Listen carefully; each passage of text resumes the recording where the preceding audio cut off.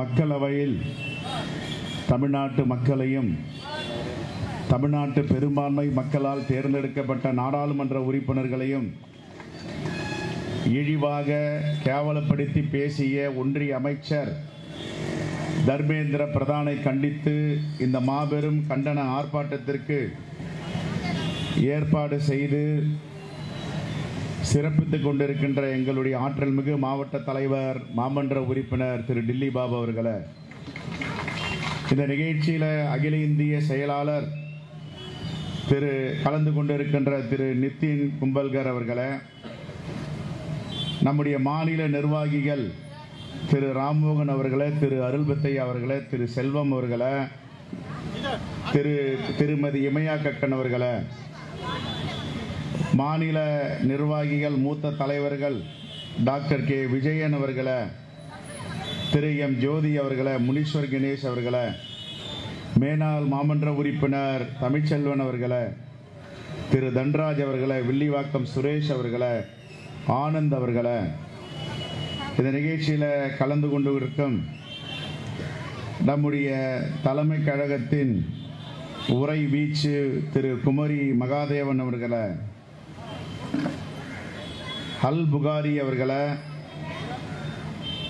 நம்முடைய சட்டமன்ற உறுப்பினர் எனக்கு முன் கண்டன உரையை ஆற்றி அமர்ந்திருக்கும் திரு துரை சந்திரசேகரன் அவர்களே, இந்த நிகழ்ச்சியில் கலந்து கொண்டிருக்கும் நம்முடைய மாவட்ட தலைவர்கள் வழக்கறிஞர் திரு முத்தரசன் அவர்களே, திரு அடையார் துரை அவர்களே, இந்த நிகழ்ச்சியில் கலந்து கொண்டிருக்கும் முன்னாள் மாவட்ட தலைவர்கள் காங்கிரஸ் நிர்வாகிகள் திரு தாம்பரம் நாராயணன் அவர்களே, திரு ஐயம்பெருமாள் அவர்களே, தளபதி பாஸ்கர் அவர்களே, வீரபாண்டியன் அவர்களே, வழக்கறிஞர் குமார் அவர்களே, மாமன்ற உறுப்பினர்கள் சுமதி புத்தனேசன் அவர்களே, சுகன்யா செல்வம் அவர்களே, திரு திலகர் அவர்களே, குறிஞ்சி பாலாஜி அவர்களே, கொடுங்கை செல்வம் அவர்களே, மகிழா காங்கிரசின் துணைத் தலைவர் திருமதி சரளாதேவி அவர்களே, திரு சி சுகன்யா அவர்களே, முரளி அவர்களே, ஹரிபாபு அவர்களே, கமலிகா காமராஜ் அவர்களே,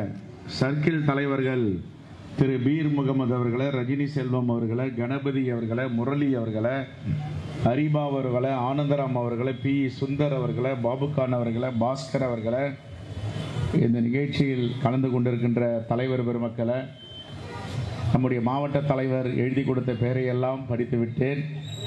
ஏதாவது விட்டு போயிருந்தால் மன்னித்து அருளுமாறு எங்கள் மாவட்ட தலைவரை தவறாக நினைக்க வேண்டாம் என்று பேசிட்டேன். நேற்றைய தினம் இரவு கோயம்புத்தூரிலிருந்து முடிவு செய்தோம். நேற்று மதியம் 2 மணி அளவில் நாடாளுமன்றத்தில் தர்மேந்திர பிரதான் அவர்கள் மும்மொழி கொள்கையை பற்றியும் பிரதம மந்திரி ஸ்ரீ திட்டத்தை பற்றியும் அங்கே உரையாற்றும் பொழுது தமிழ்நாட்டில் உள்ளவர்கள் எல்லாம் அன்சிவிலைசேஷன், அப்படி என்றால் நாகரிகமற்றவர்கள் என்று ஒரு பதிவை செய்தார். உடனே நம்முடைய தமிழ்நாட்டை சார்ந்த 39 நாடாளுமன்ற உறுப்பினர்களும் எழுந்து ஒரே குரலில் நீங்கள் திரும்பப்பட வேண்டும் என்று கண்டன குரல் எழுப்பினார்கள். இதற்காக பாஜகவின் ஒன்றிய அமைச்சர் நாகரிகமற்றவர்கள் தமிழ்நாட்டை சார்ந்தவர்கள் என்று சொல்லுகிறார். என்ன காரணம்? தமிழ்நாடு என்றால் பாஜகவிற்கு பிடிக்காது, தமிழ்நாடு என்றால் RSSற்கு பிடிக்காது.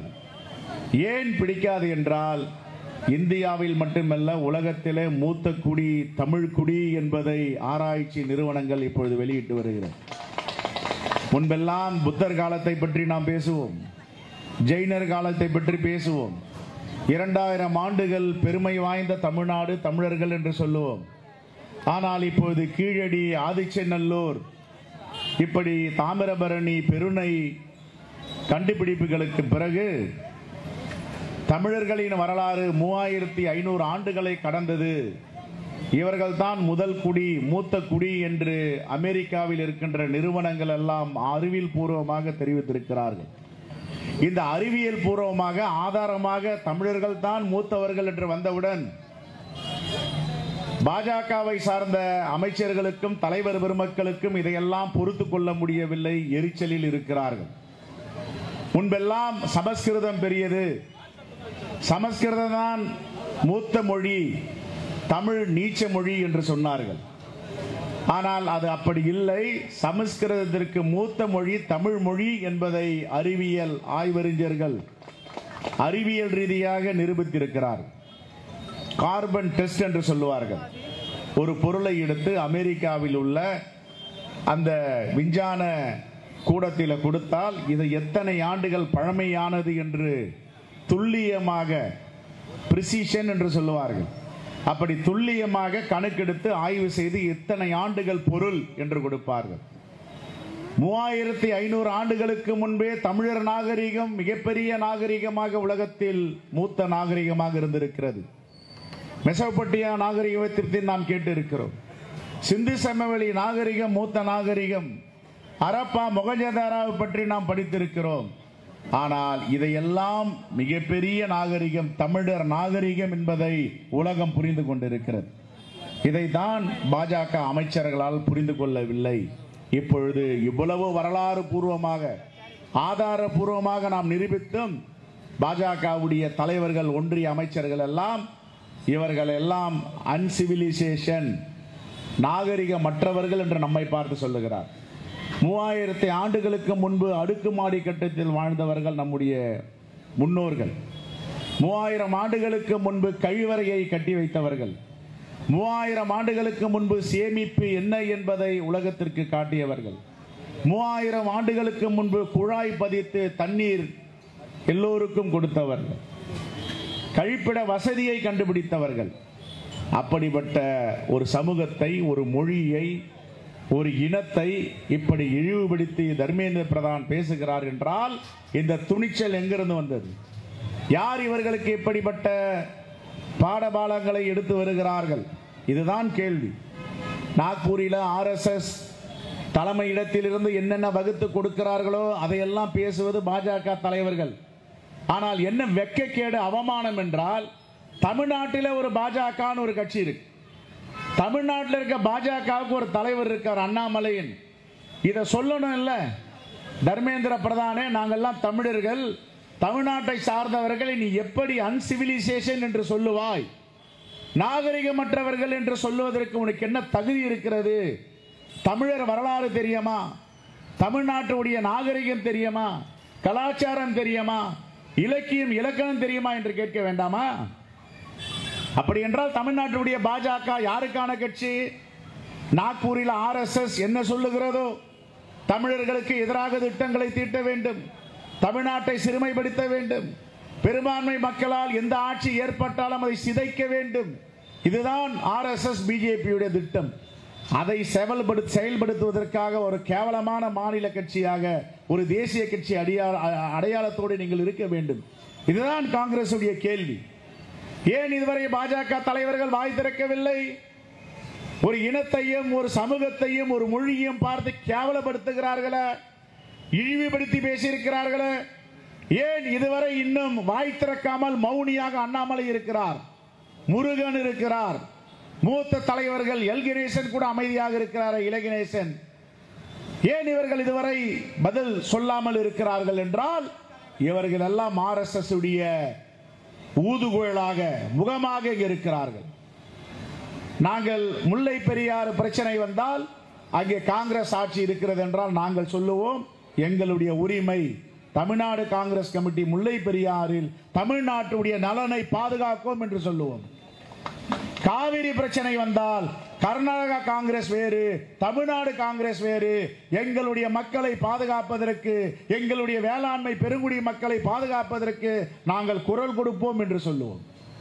ஆனால் ஒரு இனத்தை, மொழியை கேவலப்படுத்தி அன்சிவிலைசேஷன், நாகரிகமற்றவர்கள் என்று சொல்லி 24 மணி நேரத்திற்கு மேலாகிறது. ஏன் பாஜக தலைவர்கள் வாய் திறக்கவில்லை?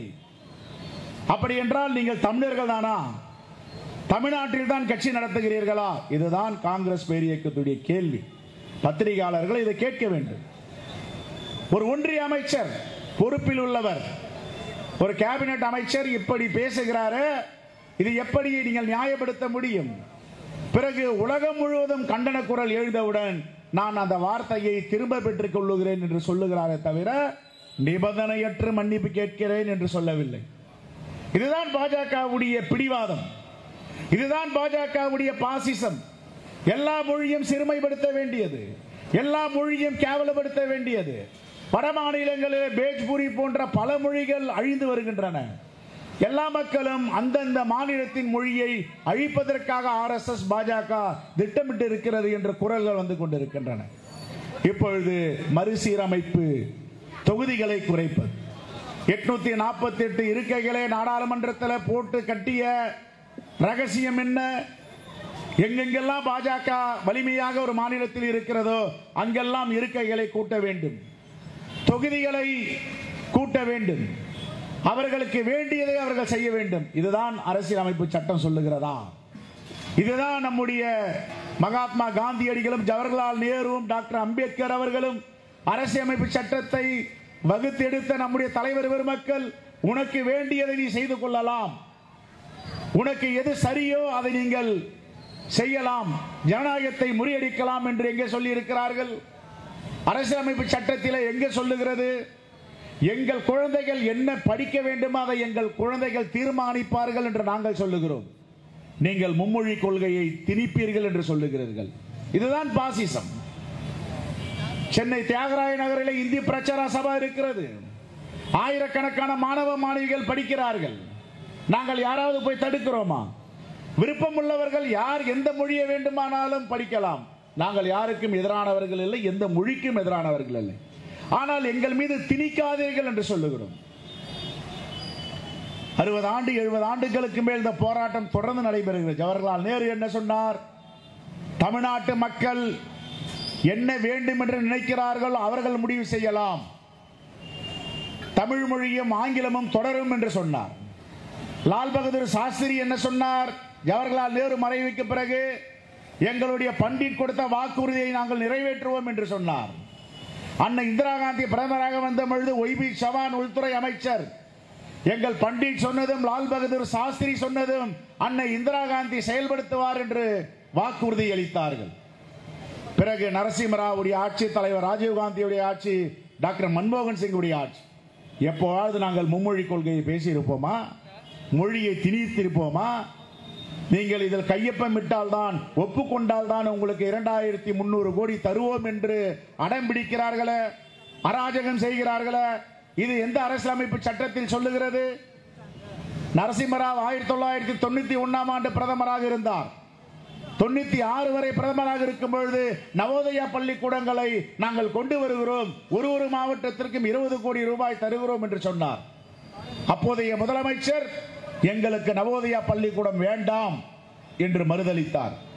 உடனே நரசிம்மராவ் அவர்கள், நாங்கள் சொன்னதை நீங்கள் கேட்கவில்லை என்று பள்ளி கல்வித்துறைக்கு கொடுத்த நிதியை நிறுத்திவிட்டாரா? அதுதான் ஜனநாயகம். ஏற்றுக்கொள்வதும் ஏற்றுக்கொள்வதும் அந்த மாநிலத்துடைய உரிமை. அதுதான் கூட்டாட்சி தத்துவம், அதுதான் ஜனநாயகத்துடைய மாண்பு. ஆனால் இப்பொழுது என்ன நடக்கிறது?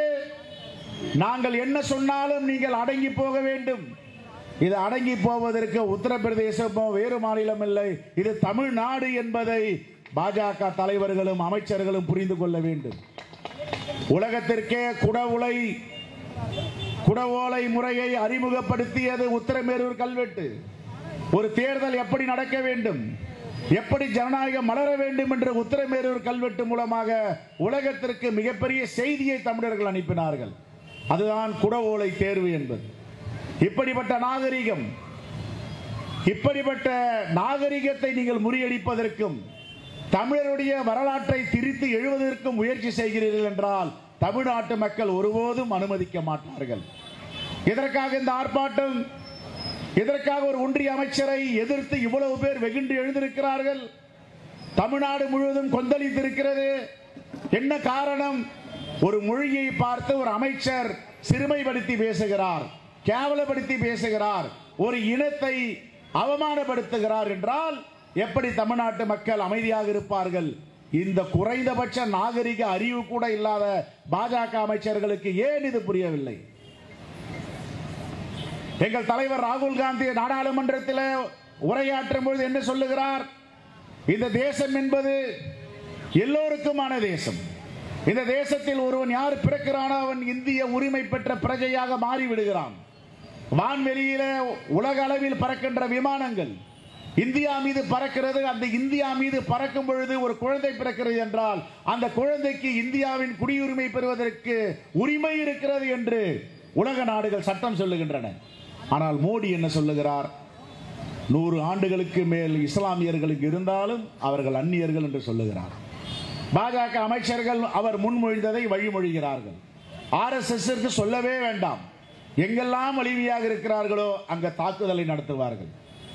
RSS பிஜேபி வலிமையான இருக்கும் இடத்தில் அப்பாவிகள் மீது தாக்குதலை நடத்துகிறார்களே. தமிழ்நாட்டில் நீங்கள் வலிமையானவர்களா? ஒருபுறம் சிந்தித்து பாருங்கள். தமிழ்நாட்டில் நீங்கள் வலிமையானவர்களா? வலிமையான இயக்கங்கள் இந்தியா கூட்டணி இருக்கின்ற கட்சிகள் எப்போதாவது ஒரு முறையாவது வன்முறையில் ஈடுபட்டு இருப்பார்களா? இந்திய ஜனநாயகத்திற்கு எதிராக பேசி இருப்பார்களா? இதுதான் உங்களுக்கும் எங்களுக்கும் உள்ள வித்தியாசம். இதைதான் எங்கள் தலைவர் ராகுல் காந்தி சொல்லுகிறார். நாங்கள் அனைவரும் இந்துக்களாக இருந்தாலும் இந்துத்துவாவை புறக்கணிப்போம். இந்து என்பது வேறு, இந்துத்துவா என்பது வேறு. இந்துக்களுக்கு எதிரான கட்சி பாஜக, இந்துக்களை புறக்கணிக்கின்ற கட்சி பாஜக, இந்துக்களை தவறான வழியில பயன்படுத்த துடிக்கிறது RSS. இந்த இயக்கம் தான் இன்று நாடை துண்டாடி கொண்டிருக்கிறது. அதனுடைய வெளிப்பாடு தான் முதலில் நீட்டில் கையை வைத்தார்கள். நீட் இவர்கள் கொண்டு வந்துவிட்டு இது காங்கிரஸ் கொண்டு வந்தது என்று பழியை போட முயற்சி செய்தார்கள். அதை நாங்கள் சட்டப்பேரவையிலும் அனைத்து கட்சி கூட்டத்திலும் முறியடித்தோம். நீட் வந்ததற்கும் காங்கிரஸ் பேர் இயக்கத்திற்கும் எந்தவித சம்பந்தமும் கிடையாது. அது ஒரு அட்டானமஸ் பாடி. எய்ம்ஸ் கொண்டு வந்ததை இவர்கள் Indian national council of medical அவர்கள் ஒரு அட்டானமஸ் பாடி. உச்ச நீதிமன்றத்தில் என்ன தீர்ப்பு வந்தது? சங்கல்ப் என்ற இயக்கத்தை உச்ச நீதிமன்றத்தை அணுக வைத்தவர்கள் யார்? சங்கல்ப் இயக்கம் யாருடையது? எந்த ஊரில் அது தோன்றியது? பின்புலமாக இருப்பவர்கள் யார்? அவர்கள்தான் மனுதாரர். மனுதாரர் சங்கல்ப் இயக்கம், எதிர் மனுதாரர் மோடியுடைய அரசாங்கம். 2 பேரும் சேர்ந்து உச்ச நீதிமன்றத்தில் விட்டு கொடுத்து நீட்டை கொண்டு வந்தார்கள். காங்கிரஸ் பேர் இயக்கம் இருக்கும் பொழுது எப்பொழுது நீட் வந்தது? அனுமதிக்கவே இல்லை. உச்ச நீதிமன்றத்தில் தடையாணை வழங்கப்பட்டது. அதற்கு பிறகு ஜெயலலிதா அம்மையார் இருக்கும் பொழுதும் நான் இருக்கும் வரை நீட்டை தமிழ்நாட்டில் அனுமதிக்க மாட்டேன் என்று சொன்னார்கள். அதற்கு பிறகு எடப்பாடி பழனிசாமி முதலமைச்சராக வந்தவுடன் நீட்டு தமிழ்நாட்டிற்கு வந்தது. ஜிஎஸ்டியில கையொப்பமிட மாட்டேன் என்று ஜெயலலிதா சொன்னார்கள். ஜிஎஸ்டியில கையொப்பமிட்டது யார்? உதயமின் திட்டம். உதயமின் திட்டம் வந்தால் தமிழ்நாட்டில் இருக்கின்ற மின்சார வாரியத்தின் உரிமை எல்லாம் ஒன்றிய அரசு எடுத்துக்கொள்ளும். உதயமின் திட்டத்தில் கையொப்பமிட மாட்டேன் என்று ஜெயலலிதா சொன்னார். யார் அதில் கையெழுத்திட்டது? இப்பொழுது மும்மொழி கொள்கை ஏற்றுக்கொள்ள வேண்டும், PMC திட்டத்தை ஏற்றுக்கொள்ள வேண்டும். இது இரண்டையும் ஏற்றுக்கொண்டால் தான் உங்களுக்கு கொடுக்க வேண்டிய பள்ளி கல்வித்துறைக்கு கொடுக்க வேண்டிய 2300 கோடியை தருவோம் என்று அடம்பிடித்தால் அதைத்தான் மாண்புமிகு முதலமைச்சர் சொல்லுகிறார். 2000 கோடி இல்லை, 10,000 கோடி கொடுத்தாலும் தமிழ்நாட்டின் உரிமையை நாங்கள் விட்டுக் கொடுக்க மாட்டோம் என்று. இதுதான் பிரச்சனை. மிரட்டுகிறார்கள், மிரட்டி பார்க்கிறார்கள். ஒரு பக்கம் அமலாக்கத்துறை, இன்னொரு பக்கம் ஒன்றியத்தில் இருக்கின்ற மத்திய குற்ற புலனாய்வுத்துறை CBI, இன்னொரு பக்கம் ஒன்றிய வருவாய்த்துறை இன்கம் டாக்ஸ், அதற்கு அப்பாற்பட்டு தேர்தல் ஆணையம். இதையெல்லாம் கையில் வைத்துக் கொண்டு எல்லா மாநில கட்சியும் முடக்குவோம், மிரட்டுவோம் என்றால் தமிழ்நாட்டில் இது பலிக்காது. தமிழ்நாட்டில் உங்களுடைய வேடதாரிகளுடைய வேஷங்கள் எல்லாம் எடுபடாது என்பதை நீங்கள் புரிந்து கொள்ள வேண்டும். இந்த அடிப்படையில் தான் தமிழ்நாட்டையும் தமிழ்நாட்டு மக்களையும் நாகரிகமற்றவர்கள் என்று பேசிய தர்மேந்திர பிரதானை கண்டித்து இந்த ஆர்ப்பாட்டம் நடந்து கொண்டிருக்கிறது. இந்த தேசத்தின் குரலாக, இந்த தேசத்தின் முகமாக இருக்கின்ற தலைவர் ராகுல் காந்தி இருக்கும் வரை RSS BJPயும் இந்த மக்களை ஏமாற்ற முடியாது. அங்கே ஒரு குரல் ஒலித்துக் கொண்டிருக்கிறது. அந்த குரல் தான் பாஜகவுடைய கொட்டத்தை அடக்கப் போகின்ற குரல் என்பதை பாஜக தலைவர்கள் புரிந்து கொள்ள வேண்டும். ஆகவே தர்மேந்திர பிரதான் அவர்களே, நீங்கள் சொன்னதை திரும்ப பெற்றால் போதாது, நீங்கள் நிபந்தனையற்ற மன்னிப்பு தமிழ்நாட்டு மக்களிடம் கேட்க வேண்டும். நீங்கள் எப்பொழுதெல்லாம் தமிழ்நாட்டுக்கு வருகிறீர்களோ அப்பொழுதெல்லாம் காங்கிரஸ் பேர் இயக்கம் கருப்பு கொடி ஆர்ப்பாட்டத்தை உங்களுக்கு எதிராக நடத்தும் என்று சொல்லி ஒரு 10 மணி நேர இடைவெளியில் இந்த கூட்டத்தை ஏற்பாடு செய்த எங்களுடைய ஆற்றல் மிகு மாவட்ட தலைவர் மாமன்ற உறுப்பினர் திரு டில்லி பாபு அவர்களுக்கு வாழ்த்துக்களையும் பாராட்டுதலையும் தெரிவித்து விடைபெறுகிறேன். நன்றி, வணக்கம், ஜெய்ஹிந்த். ஆர்ப்பாட்டம் இது ஆர்ப்பாட்டம், ஆர்ப்பாட்டம் இது ஆர்ப்பாட்டம், ஆர்ப்பாட்டம் இது ஆர்ப்பாட்டம், ஆர்ப்பாட்டம் இது ஆர்ப்பாட்டம். காங்கிரஸ் கட்சியின் ஆர்ப்பாட்டம், காங்கிரஸ் கட்சியின் ஆர்ப்பாட்டம், காங்கிரஸ் கட்சியின் ஆர்ப்பாட்டம், காங்கிரஸ் கட்சியின் தலை ஆர்ப்பாட்டம். தமிழக விரோதி மோடி அரசை, தமிழக விரோதி மோடி அரசை, தமிழக விரோத மோடி அரசை, தமிழக விரோத மோடி அரசை கண்டித்து நடக்கும் ஆர்ப்பாட்டம், கண்டித்து நடக்கும் ஆர்ப்பாட்டம், கண்டித்து நடக்கும் ஆர்ப்பாட்டம், கண்டித்து நடக்கும் ஆர்ப்பாட்டம். பிஜேபியின் நடவடிக்கை, பிஜேபியின் நடவடிக்கை எதிர்த்து நடக்கும் ஆர்ப்பாட்டம், எதிர்த்து நடக்கும் ஆர்ப்பாட்டம். அனுமதியோ அனுமதியோ அனுமதியோ அனுமதியோ மோடி அரசின் அத்துமீறலை, மோடி அரசின் அத்துமீறலை, மோடி அரசின் அத்துமீறலை, மோடி அரசின் அத்துமீறலை நாம் ஒருபோதும் அனுமதியோ, நாம் ஒருபோதும் அனுமதியோ. கண்டிக்கின்றோம், கண்டிக்கின்றோம், கண்டிக்கின்றோம், கண்டிக்கின்றோம். மோடி அரசின் அராஜகத்தை, மோடி அரசின் அராஜகத்தை வன்மையாக கண்டிக்கின்றோம், வன்மையாக கண்டிக்கின்றோம். விளையாடாதே, விளையாடாதே, விளையாடாதே, விளையாடாதே, தமிழர் உணவுடன் விளையாடாதே, தமிழர் உணவுடன் விளையாடாதே, தமிழர் உணவுடன் விளையாடாதே, தமிழர் உணவுடன் விளையாடாதே. கண்டிக்கின்றோம், கண்டிக்கின்றோம், கண்டிக்கின்றோம், கண்டிக்கின்றோம். மத்திய அமைச்சரின் ஆணவ போக்கை, மத்திய அமைச்சரின் ஆணவ போக்கை, மத்திய அமைச்சரின் ஆணவ பேச்சை, மத்திய அமைச்சரின் ஆணவ போக்கை வன்மையாக கண்டிக்கின்றோம், வன்மையாக கண்டிக்கின்றோம். மீறாதே, மீறாதே, மீறாதே, மீறாதே. நேரு அளித்த வாக்குறுதியை, நேரு அளித்த வாக்குறுதியை, நேரு அளித்த வாக்குறுதியை, நேரு அளித்த வாக்குறுதியை மத்திய அரசே மீறாதே, மத்திய அரசே மீறாதே, மோடி அரசே மீறாதே, மோடி அரசே மீறாதே, மத்திய அரசே, மோடி அரசே, மத்திய அரசே, மோடி அரசே திணிக்காதே, திணிக்காதே, திணிக்காதே, திணிக்காதே, திணிக்காதே, திணிக்காதே, திணிக்காதே, திணிக்காதே. இந்தி மொழியை எங்கள் மீது, இந்தி மொழியை எங்கள் மீது, இந்தி மொழியை எங்கள் மீது, இந்தி மொழியை எங்கள் மீது மோடி அரசே திணிக்காதே, மோடி அரசே திணிக்காதே, மோடி அரசே திணிக்காதே, மோடி அரசே திணிக்காதே. மத்திய அரசே, மோடி அரசே, மத்திய அரசே, மோடி அரசே அரசின் கொள்கைகளை, அரசின் கொள்கைகளை என் மக்கள் மீது திணிக்காதே, என் மக்கள் மீது திணிக்காதே, என் மக்கள் மீது திணிக்காதே, என் மக்கள் மீது திணிக்காதே. வாபஸ் பெரு, வாபஸ் பெரு, வாபஸ் பெரு, வாபஸ் பெரு. மொழி திணிப்பை வாபஸ் பெரு, மொழி திணிப்பை வாபஸ் பெரு, மொழி திணிப்பை வாபஸ் பெரு, மொழி திணிப்பை வாபஸ் பெரு. திணிக்காதே, திணிக்காதே, திணிக்காதே, திணிக்காதே. புதிய கல்வி கொள்கையை, புதிய கல்வி கொள்கையை, புதிய கல்வி கொள்கையை, புதிய கல்வி கொள்கையை என் மாணவர்கள் மீது திணிக்காதே, எங்கள் மாணவர்கள் மீது திணிக்காதே, என் மாணவர்கள் மீது திணிக்காதே, எங்கள் மாணவர்கள் மீது திணிக்காதே. கண்டிக்கின்றோம், கண்டிக்கின்றோம், கண்டிக்கின்றோம், கண்டிக்கின்றோம். தமிழர் இனத்தை கொச்சைப்படுத்தும், தமிழர் இனத்தை கொச்சைப்படுத்தும், தமிழர் இனத்தை கொச்சைப்படுத்தும், தமிழர் இனத்தை கொச்சைப்படுத்தும் கல்வி அமைச்சர் தர்மேந்திர பிரதானை, கல்வி அமைச்சர் கண்டிக்கின்றோம், கல்வி அமைச்சர் தர்மேந்திர பிரதானை,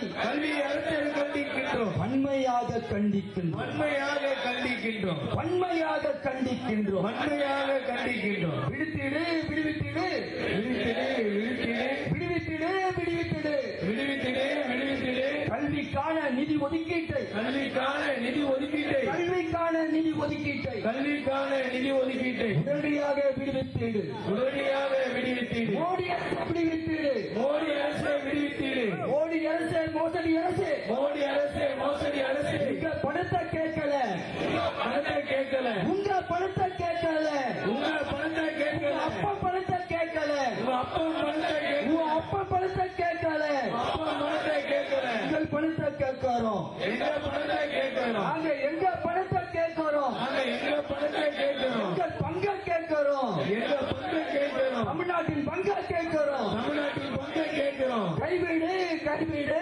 கைவிடு, கைவிடு.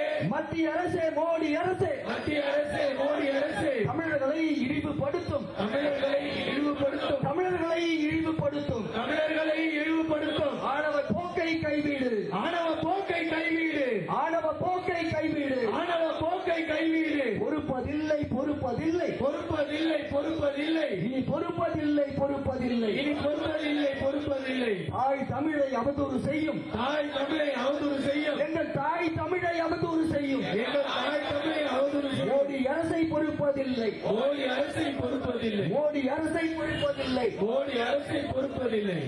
அனுமதியோம் அனுமதியோம் அனுமதியோம் அனுமதியோம் மோடி அரசின் நடவடித்தனத்தை மோடி அரசின் நடவடித்தனத்தை மோடி அரசின் நடவடித்தனத்தை மோடி அரசின் நடவடித்தனத்தை நாம் ஒருபோதும் அனுமதியோம் நாம் ஒருபோதும் அனுமதியோம். முறியடிப்போம் முறியடிப்போம் முறியடிப்போம் முறியடிப்போம் முறியடிப்போம் முறியடிப்போம் முறியடிப்போம். பிஜேபியின் சதிகளை பிஜேபியின் சதிகளை பிஜேபியின் சதிகளை பிஜேபியின் சதிகளை நாம் ஒன்று சேர்ந்து முறியடிப்போம் நாம் ஒன்று சேர்ந்து முறியடிப்போம். விரட்டி அடிப்போம் விரட்டி அடிப்போம் விரட்டி அடிப்போம் விரட்டி அடிப்போம். தமிழர் விரோத மோடி ஆட்சியை தமிழர் விரோத மோடி ஆட்சியை தமிழர் விரோத மோடி ஆட்சியை தமிழர் விரோத மோடி ஆட்சியை நாம் ஒன்று சேர்ந்து விரட்டி அடிப்போம் விரட்டி அடிப்போம். காத்திடுவோம் காத்திடுவோம் காத்திடுவோம் காத்திடுவோம். தேசத்தின் ஒற்றுமையை தேசத்தின் ஒற்றுமையை தேசத்தின் ஒற்றுமையை தேசத்தின் ஒற்றுமையை நாம் ஒன்று சேர்ந்து காத்திடுவோம் நாம் ஒன்று சேர்ந்து காத்திடுவோம். படைத்திடுவோம் படைத்திடுவோம் படைத்திடுவோம் படைத்திடுவோம். தலைவர் ராகுல் காந்தி தலைமையிலே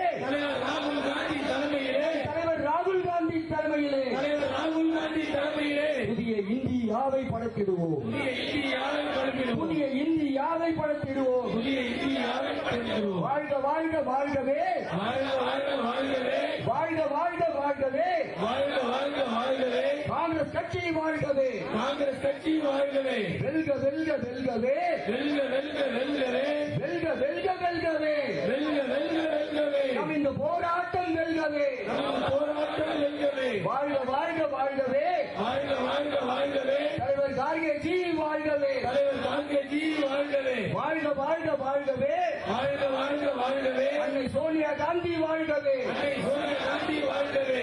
வாழ்க வாழ்க வாழ்கவே வாழ்க வாழ்க வாழ்கவே. நம் தலைவர் ராகுல் காந்தி வாழ்கவே தலைவர் ராகுல் காந்தி வாழ்கவே. வாழ்க வாழ்க வாழ்கவே வாழ்க வாழ்க வாழ்கவே. தலைவர் செல்வ பெருந்தகை வாழ்கவே தலைவர் செல்வ பெருந்தகை வாழ்கவே செல்வ பெருந்தகை வாழ்கவே தலைவர் செல்வ பெருந்தகை வாழ்கவே. வாழ்க தமிழகம் வெல்க இந்தியா.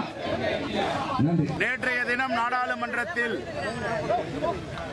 மும்மொழி கொள்கையை பற்றியும் PMC திட்டத்தை பற்றியும் கல்வித்துறை அமைச்சர் ஒன்றிய அமைச்சர் தர்மேந்திர பிரதான் அவர்கள் பேசும் பொழுது தமிழ்நாட்டை சார்ந்தவர்கள் அன்சிவிலைசேஷன் நாகரிகமற்றவர்கள் என்று சொல்லியிருக்கிறார். நம்முடைய நாடாளுமன்ற உறுப்பினர்கள் வெகுண்டெழுந்து இதை கண்டனத்தை பதிவு செய்திருக்கிறார்கள். உலகம் முழுவதும் மிகப்பெரிய எதிர்ப்பு எழுந்தது. இந்த எதிர்ப்பை தாங்க முடியாமல் தர்மமே இல்லாத பிரதான் தர்ம பிரதான் தர்மம் என்றால் என்னவென்று தெரியாத பிரதான் தர்ம பிரதான் தான் வருத்தம் தெரிவித்ததாக திரும்ப பெற்றுக் கொண்டதாக சொல்லியிருக்கிறார். தமிழ்நாட்டு மக்கள் ஒவ்வொரு இடமும் 8 கோடி மக்களிடம் நிபந்தனையற்ற மன்னிப்பு கேட்க வேண்டும். எப்பொழுதெல்லாம் தர்மேந்திர பிரதான் தமிழ்நாட்டுக்கு வருகிறாரோ தமிழ்நாடு காங்கிரஸ் பேரியக்கம் அவர் செல்கின்ற இடங்களெல்லாம் கருப்பு கொடி காட்டும். இது தமிழ்நாட்டு மக்களுடைய உரிமை பிரச்சனை, தமிழ்நாட்டு மக்களுடைய கௌரவ பிரச்சனை, தமிழ்நாட்டு மக்களுடைய மான பிரச்சனை. உலகத்திலே மூத்த குடி தமிழ் குடி என்று ஆதாரப்பூர்வமாக நிரூபிக்கப்பட்டு இருக்கிறது. 3500 ஆண்டுகள் பெருமை வாழ்ந்த தமிழர்களை எப்படி இவர் நாகரிகமற்றவர்கள் என்று சொல்லலாம்? ஆனால் ஒரே ஒரு கேள்விதான் நாங்கள் கேட்கிறோம். இவ்வளவு நடந்த பிறகும் தமிழ்நாட்டில் ஒரு தேசிய கட்சி என்று சொல்லிக் கொள்ளுகிறார்கள். அது பெயர் தான் பாஜக. தமிழ்நாட்டுக்கான கட்சியா, மகாராஷ்டிராவில் உள்ள நாக்பூருக்கான கட்சியா? ஒரு தமிழ் இனத்தை கொச்சைப்படுத்திய ஒன்றிய அமைச்சரை ஏன் அண்ணாமலை இதுவரை கண்டிக்கவில்லை? அப்பொழுது என்றால் தமிழ்நாட்டு மக்கள் எல்லாம் நாகரிகமற்றவர்கள் என்று பாஜக தலைவர்களும் அண்ணாமலையும் ஏற்றுக்கொள்ளுகிறார்களா? தமிழ்நாட்டு மக்களிடம் இவர்கள் என்ன பதில் சொல்ல போகிறார்கள்? அல்லது இதை நியாயப்படுத்த போகிறார்களா? இதுதான் காங்கிரஸ் பேரியக்கத்துடைய கேள்வி. இதுவரை பாஜகவில் யாருமே வாய் திறக்கவில்லையே. இதற்காக வாய் திறக்கவில்லை. ஒரு இனத்தை கேவலப்படுத்தி இருக்கிறார், ஒரு இனத்தை அவமானப்படுத்தி இருக்கிறார். குறைந்தபட்சம் இது தவறு என்று கூட சுட்டிக்காட்ட மனமில்லை என்றால் இந்த பாஜக கட்சி தமிழ்நாட்டுக்கான கட்சியா என்ற கேள்வியை நாங்கள் வைக்கிறோம். தொடர்ந்து இதை வந்து அரசியலாக்கிட்டு திமுகவும் சரி காங்கிரஸும் சரி வேற விஷயங்கள்ல இதை பண்ண விடாம இந்த நெப்புலையும் அப்புறம் யூனியன் மினிஸ்டரோட இதுலயும் வந்து அரசியல் பண்ணிட்டு இருக்காங்கன்னு சொல்றாங்க. யாரும் சொல்றவங்க பிஜேபி தாங்க. ஏங்க பிஜேபிக்கு தமிழ்நாட்டு மக்கள் மீது அக்கறை இருக்கிறதா? தமிழ்நாட்டுடைய எதிர்காலத்தில் சிந்தனை இருக்கிறதா? அவர்கள் தமிழ்நாட்டு ஆட்சிக்கு தொந்தரவு கொடுப்பதும், தமிழ்நாட்டு முதலமைச்சரை பார்த்தால் பயப்படுவதும், அச்சம் ஏற்படுவது இதே வேலையா இருந்தாங்கல்ல, இதுக்கு பேர் ஒரு ஒன்றிய அரசா என்பதை தான் மக்கள் கேட்கிறாங்க. எங்களுடைய வரி பணம் இன்னைக்கு ஜிடிபி ஆகட்டும், இந்தியாவுடைய உற்பத்தி திறன் ஆகட்டும், தமிழ்நாடு 2வது இடத்துல இருக்கு, முன்னோடியா இருக்கு. தமிழ்நாட்டு மக்களுடைய உழைப்பு வரி பணம் எங்கெங்கே எடுத்து செல்றாங்க. 1,30,30,000 கோடிக்கு மேல நாங்க ஜிஎஸ்டி கட்டுறோம். எங்க பணம், எங்க உரிமை தொகையை நாங்க கேட்கிறோம், கொடுக்க மாட்டேன்றாங்க. எங்க பணத்தை எடுத்து வேற மாநிலங்களுக்கு கொடுக்கறாங்க. இது என்ன நியாயம்? இதைத்தான் கேட்கிறோம் நாங்க. எங்களுடைய தமிழ்நாட்டுடைய மக்கள் மீது அக்கறை இல்லாத, நீதி நியாயம் கொடுக்காத பாஜகவை புறக்கணிப்பார்கள் மக்கள். 2026 சட்டமன்ற தேர்தலில் பாஜகவை எந்த தொகுதியிலும் நோட்டாவுக்கு கீழே வாக்குகள் பெறுகின்ற ஒரு விஷயத்தை தமிழ்நாட்டு மக்கள் உருவாக்குவார். சிஎம் சொல்லியிருக்காங்க, லாங்குவேஜ் வார்க்கே நாங்க ரெடியா இருக்கோம். எதுவா இருந்தாலும் இப்ப பாஜக இந்த மாதிரி ஒரு கிரியேஷன் பண்ணிட்டு இருக்கும்போது காங்கிரஸ் திமுக இணைஞ்சு ஒரு பெரிய அளவுல ஒரு போராட்டம் நடப்பதற்கான வாய்ப்பு இருக்கு. இது மக்கள் போராட்டம். இது மக்கள் போராட்டமா மாறும். நீ வந்து மும்மொழியை திணிக்காதீங்க. எங்களுடைய குழந்தைகள் எதை படிக்க வேண்டும் என்று எங்கள் குழந்தைகள் தீர்மானிப்பாங்க. தமிழ்நாட்டு குழந்தைகள் ஜெர்மன் படிக்கணுமா படிப்பாங்க, பிரெஞ்சு படிக்கணுமா படிப்பாங்க, இந்தி படிக்கணுமா படிப்பாங்க. இந்தி பிரச்சார சபாவை இருக்குங்க. நாங்க யாரும் இந்தி பிரச்சார சபாவை இழுத்து மூடுங்கன்னு சொல்லலையே. திணிக்காதீங்கன்னு சொல்றோம். இம்போஸ் பண்ணாதீங்க, ஃபோர்ஸ் பண்ணாதீங்க. இதுதான் எங்களுடைய கேள்வி. நீங்க எல்லாத்தையும் நாங்க என்ன சொல்றோமோ அந்த உணவை தான் சாப்பிடணும், நாங்க என்ன சொல்றோமோ அந்த உடையை தான் அணியணும். எங்க குழந்தைகளுக்கு நீ யார் சொல்லிக் கொடுப்பது தான் கேட்கிறோம். இதைத்தான் எதிர்க்கிறோம். ஆகவே பாஜகவுடைய கொள்கை கோட்பாடு மனித நேயத்திற்கு எதிரானது.